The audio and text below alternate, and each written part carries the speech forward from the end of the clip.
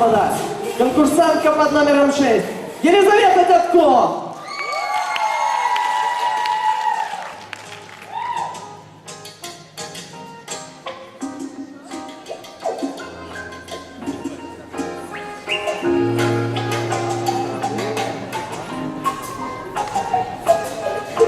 По-видимому, это сольный номер.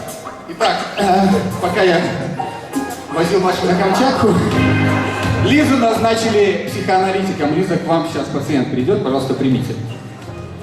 Он такой очаровательный. Здравствуйте, доктор. Здравствуйте, пациент. Понимаете, у меня такая проблема. Я профессиональный член жюри конкурса красоты.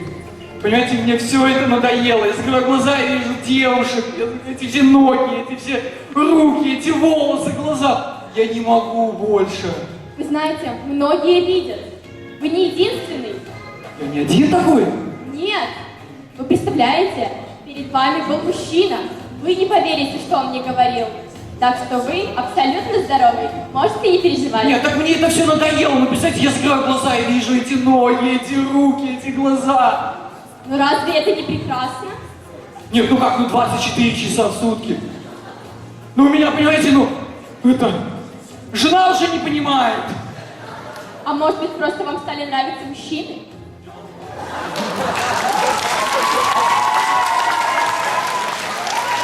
Нормальный поворот. Нет, я конкурсы только девушек, я на мужчин-то... Нет, мне девушки нравятся. Ну просто я закрою глаза и вижу эти ноги, эти руки, эти волосы. Ну что мне делать? А вы не закрывайте глаза. Ага.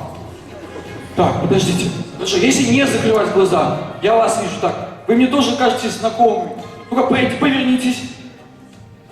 Пойдите туда. Обратно. Я вас где-то видел. Все возможно? Где же я вас мог видеть? Ну, где я вас видел, а? Ну, подскажите же мне. Так, тихо. Я вас где-то видел. Конкурс «Мисс Лицей». Гениально! Я тоже вас помню. Лиза! Гениально! Все, замечательно.